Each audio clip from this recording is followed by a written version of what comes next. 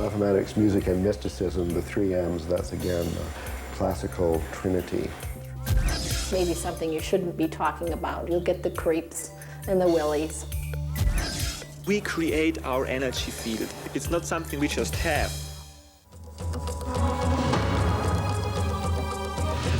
From the boundaries of the universe to the depth of your soul.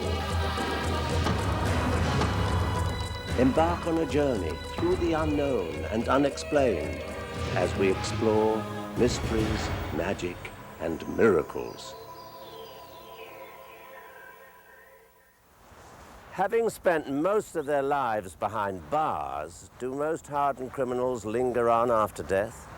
Join us as we explore a 100-year-old prison to find out. Among the living, we'll take a look at auras, the colorful energy said to surround all living things.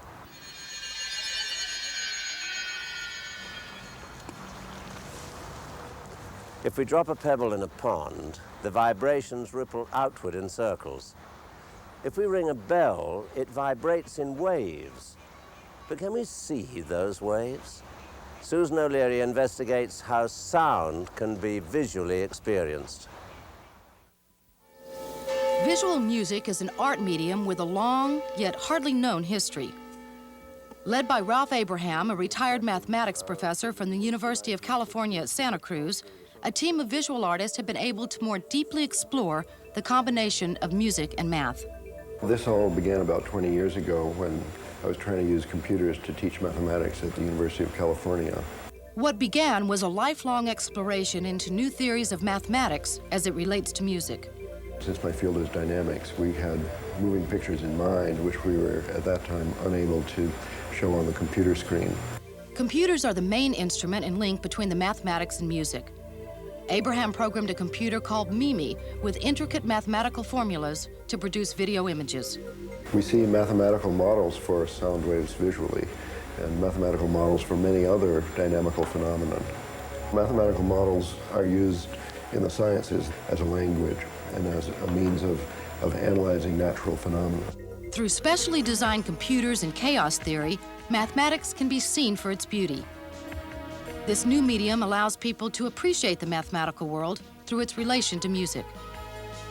Ralph Abraham isn't the only one who's been creating a visual form of mathematics and music.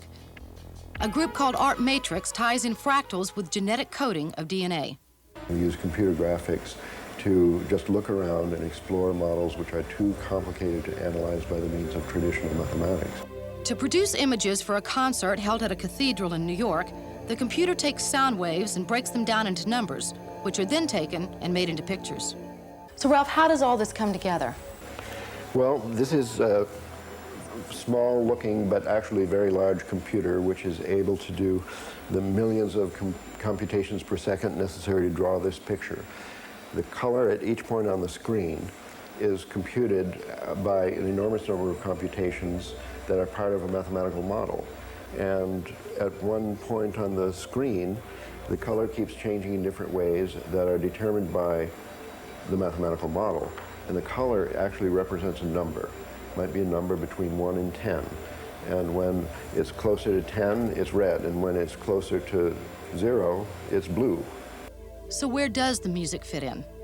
To coordinate the sound, the oral music, with the picture requires an artistic act of composition. That's where Amy comes in. She does composition with a written score, with elaborate plans, and with this, the screen of this computer is an elaborate flow diagram that shows where all the data is going and all the computations being done on it. So all of this tremendously complex network is involved in translating the picture into the sound.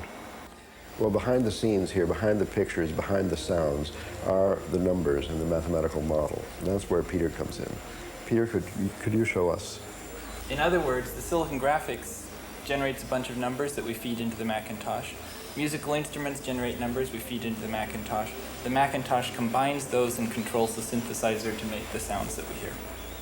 And we discover amazing things which we can't express in words or symbols. They're just these unusual moving pictures. Mathematics and music, that's a classical partnership.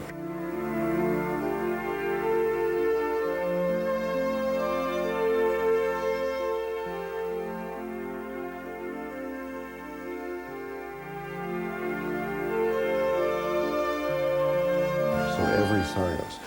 Physical science, biological science, social science, every science has mathematical models, and they're all using basically the same kind of models, and those are the ones that we're studying. Mathematics, music, and mysticism, the three M's, that's again the classical trinity. Through the Middle Ages, when every student studied algebra, geometry, music, and astronomy.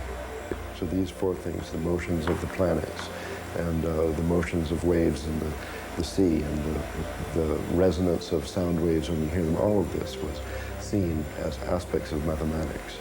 I also just want to share with people the beauty of mathematics, which has been invisible until computer graphics came along. Now not only mathematicians see in their mind's eye, but anybody can see on the screen. Well, he said anyone could do it, so I thought I'd give it a try. Am I making any pictures over there? Not yet. Clearly, the sound waves have to be created before you can have the images. But once there's music, there's beauty.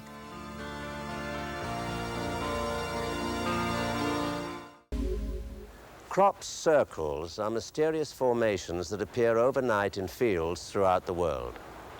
Without being broken, tall corn or grain stalks spiral outwards in beautiful patterns. While some believe crop circles are hoaxed, others think they are landing pads for alien spacecraft. But circles found recently in England turned out to be universal mathematical symbols. Because of the complexity of these new circles, researchers believe the symbols to be a form of communication to mankind.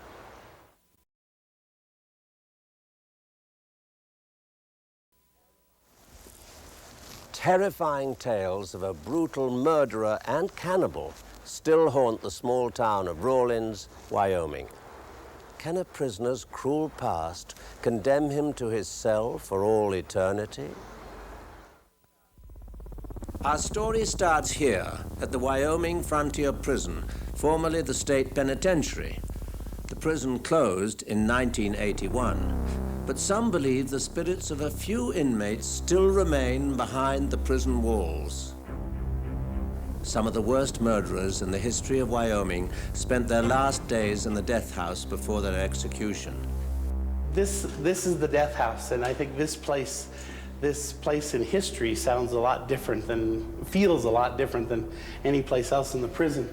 The one that really scares me is the guy on the back side. This cell belonged to, I think, the worst murder in the history of Wyoming. When we do night tours, his candle always burns brighter or dimmer than any of the others. I don't know, I feel a little uncomfortable talking about him. There's many times the hair on your back will stand up. You're fully aware that something is there, what you don't know. Pixley is tremendously scary.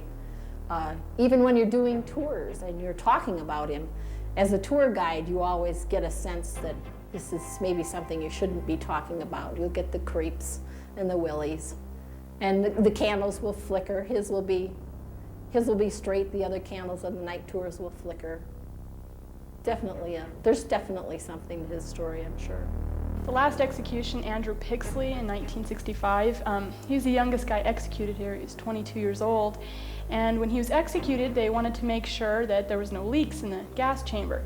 Usually they go by a pig, but this time they went out onto the streets of Rawlins and they found a stray black cat, and they executed it. Black cat supposedly haunts the penitentiary. I was running out of A block one night after I came out of the cell, and I was running around and this black cat darted out in front of me. And he went around the corner, and another tour guide, Molly, was waiting for me there, and it darted out in front of her, and it just disappeared. And every once in a while we see him, but he's lurking around every night tour. The one that scares me is the guy who was in the middle cell, Andrew Pixley. He was 21 years old when he committed the most horrible murder in the history of Wyoming. Family from Chicago on a ski vacation, Jackson Hole. He murdered 2 little girls. There was evidence of cannibalism. The beatings were so horrible. There are elements of Pixley's case that, in my opinion, are almost worse than Jeffrey Dahmer. He had the least witnesses. He had the most ministers. He was praying right at the time of his execution. He was baptized just for his execution. Andrew Pixley was described as the perfect psychopath. He had no conscience at all. He didn't remember any of the heinous crimes committed when they found him in the room covered with blood. His execution was carried out shortly after midnight, December the 10th, 1965, in the prison gas chamber. Andrew Pixley took longer to die than any other man in the death house. He lived twice as long as all the others in the gas chamber. They say it takes longer to kill evil, and I'm convinced this guy was pure evil. And I mean, I'm not a big proponent of capital punishment, but this Pixley character, he scares me to death because the crime was so horrible. This is the prison gas chamber.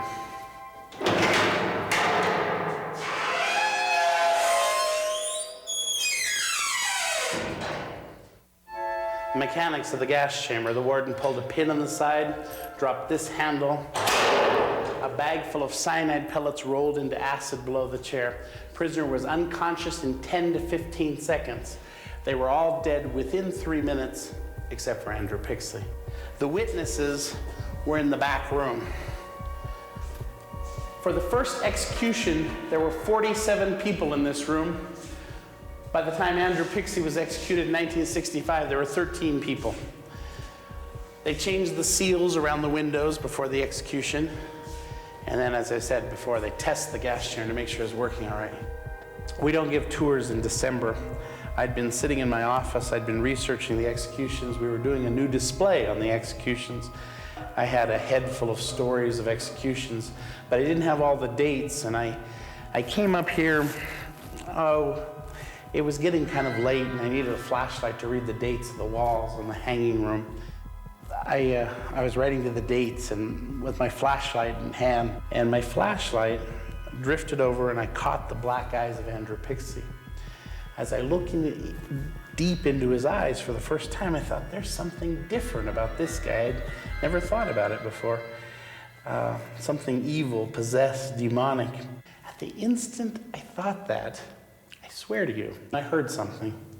I didn't recognize it at first, but behind me, I heard the faint sound of crying.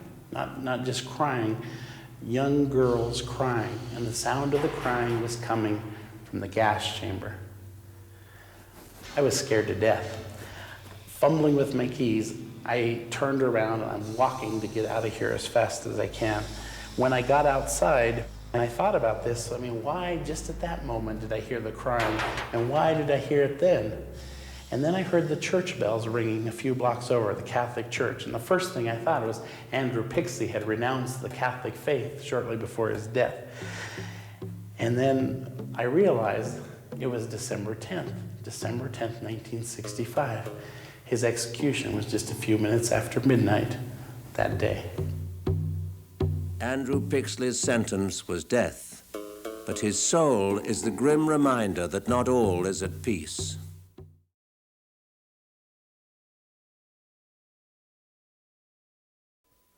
Also known as human rainbows, auras emanate from the human body, indicating physical, emotional, and mental well-being. James Romanovich investigates auras to see what they reveal about us and those around us.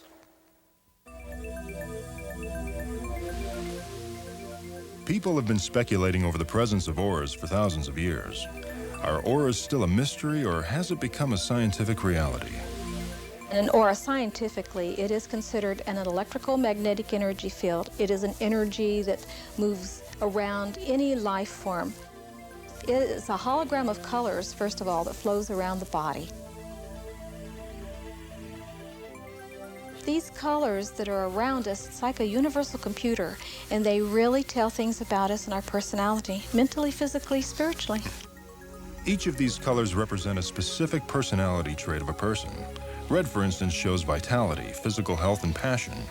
Blue indicates a communication ability and creative essence, and yellow represents personal power and/or highly developed intellect. Orange is a healing color because it is a color of change. Silver indicates personal power, and gold is the color of success.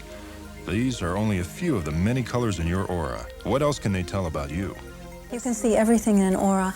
In the typical aura, if you look directly behind someone's head, there's an area that we call the past life triangle. And in that area, you can see many past lives. Future lives, sometimes you can see further out in the aura. Everything that is in this energy field is a reflection of us, the experiences that we've had in life, the things we brought in with us, and probably extremely importantly is the genetic influence from our biological parents. When people are very emotionally upset, you can see it, and it almost looks like they're sweating and energy is pouring off of them. Feminine energy and masculine energy definitely reflects in the aura. It is a different programming. In other words, the energy can tell me if a person's male or female, whether I can see the person or not. Now, also in the feminine energy, there is an area that shows the reproductive system, and obviously the man doesn't have that. People are beginning to realize that they can take pictures of the aura.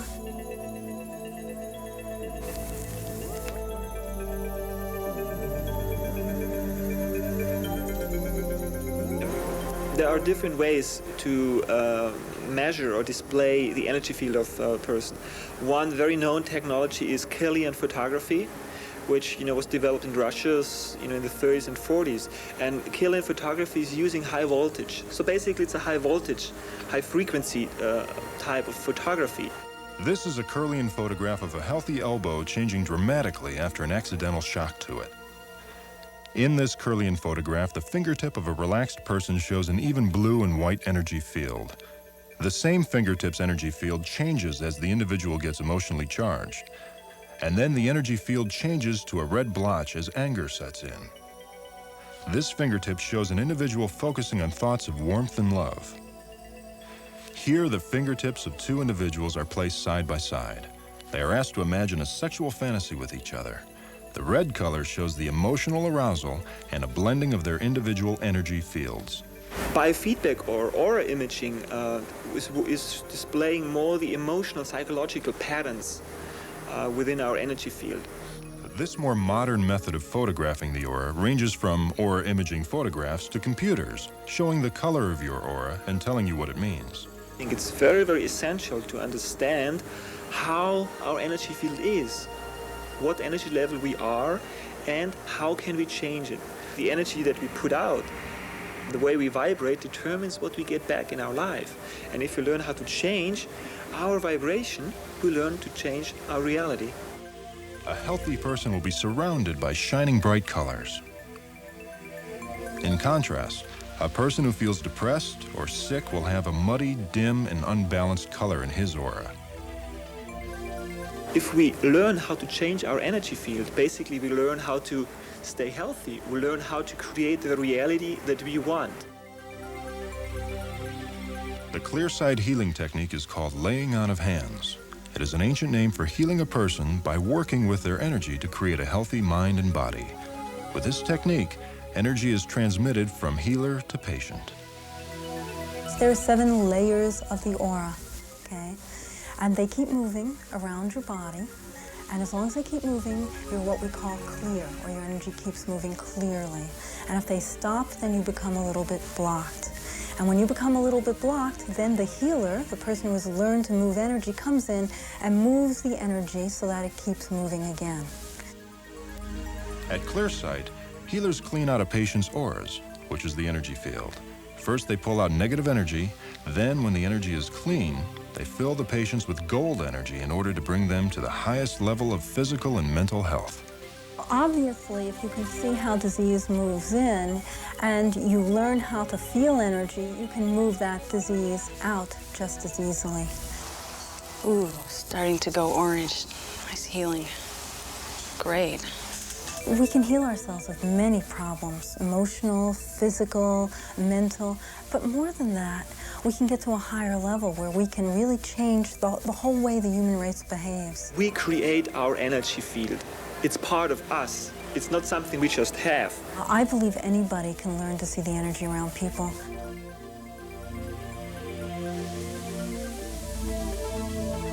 Now that we are able to see our auras, we can create the perfect energy field.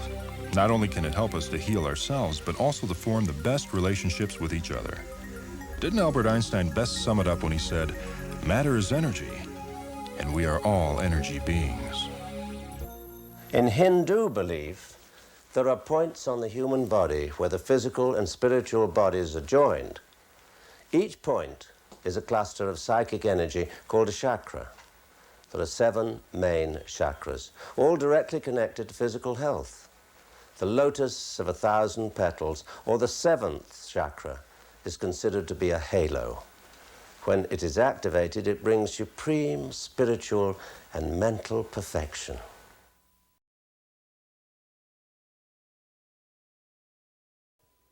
As you go through your week, take a moment to consider the life energies around yourself and others. May your light shine brightly. I'm Patrick Macnee. Join me next time for more mysteries, magic, and miracles.